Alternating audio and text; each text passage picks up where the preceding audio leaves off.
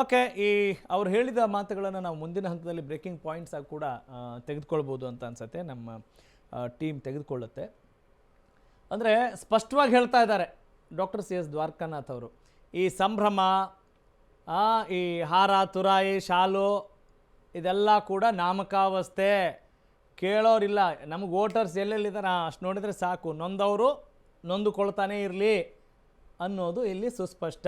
ಈಗ ಕುಮಾರ್ ಅವರ ಮಾತು ಆಡಬೇಕು. ಈ ನಿಮ್ಮ ಸರದಿ ದ್ವಾರಕನಾಥ್ ಅವ್ರ ಮಾತನ್ನು ಕೇಳಿಸ್ಕೊಂಡ್ರಿ ಕಂಪ್ಲೀಟ್. ಅವ್ರಿಗೆ ನಾನು ನೀವೇ ಮಾತಾಡಲಿ ಅಂತ ಅನ್ಕೊಳ್ತಾ ಇದ್ದೆ, ಆದರೆ ಅವರೇ ಒಂದಿಷ್ಟು ವಿಷಯಗಳನ್ನ ಹೇಳ್ತಾ ಇದ್ದಕ್ಕೆ ಸುಮ್ಮನೆ ಇದ್ದೆ. ಅವ್ರು ಎತ್ತಿರೋ ಪ್ರಶ್ನೆಗಳಲ್ಲಿ ನಂದೇನು ಅಭ್ಯಂತರ ಇಲ್ಲ, ತಕರಾರೇನಿಲ್ಲ, ತಕರಾರಿಲ್ಲ. ಎಲ್ಲ ವಿಷಯಗಳಲ್ಲೂ ಎಲ್ಲರೂ ಸ್ವತಂತ್ರರಿದ್ದಾರೆ.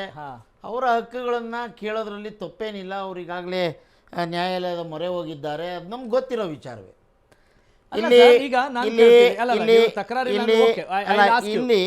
ಇಲ್ಲಿ ಅವರೇ ಹೇಳಿದ ಮಾತುಗಳ ಪ್ರಕಾರ 4.5ರಲ್ಲಿ ಹೌದು 63 ಅಲೆಮಾರಿಗಳ ಇದು ಸಮುದಾಯದಲ್ಲಿ ಈಗ 59 ಅಲೆಮಾರಿ ಜಾತಿಗಳಿಗೆ ಇದು ಅನ್ವಯ ಅಂತ ನಾವು ಹೇಳಿದ್ದೇವೆ.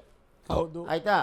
ನೇಮಕಾತಿ ಈಗೇನು ಮೊನ್ನೆ ಜಂಜಿ ಹೋರಾಟ ಆಯಿತು, ಅದರ ಪ್ರಕಾರ ವಿರೋಧ ಪಕ್ಷಗಳು ಎತ್ತಿದಂಥ ಧ್ವನಿಗಳು ಮತ್ತು ನಡೆದಂಥ ಅಲ್ಚಲ್ಲು ಮತ್ತು ಮಾಧ್ಯಮಗಳಲ್ಲಿ ಮತ್ತೆಲ್ಲ ಜನರು, ಈ ವಿದ್ಯಾರ್ಥಿಗಳು ಈಗ ಹೊಸ ರಕ್ತ ಏನು ನೇಮಕಾತಿಯಲ್ಲಿ 2,04,000 ಬಾಕಿ ಇದೆ, 280.